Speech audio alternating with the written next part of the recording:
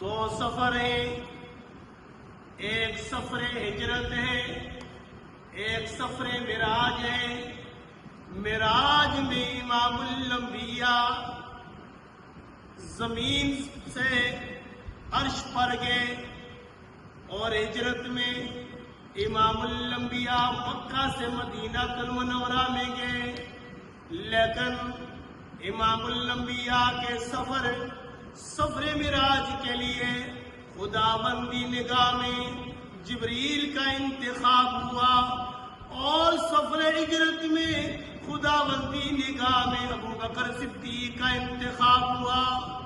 سفر دونوں میں فرق یہ ہے، جبریل معراج والی رات امام الانبیاء کے دروازے پر، اور ہجرت والی شب امام الانبیاء ابو بکر صدیق کے دروازے پر۔ ابو بکر صدیق کی عشق اور محبت امام الانبیاء کو اپنے دروازے پر کھینچ لائی۔ سبحان اللہ۔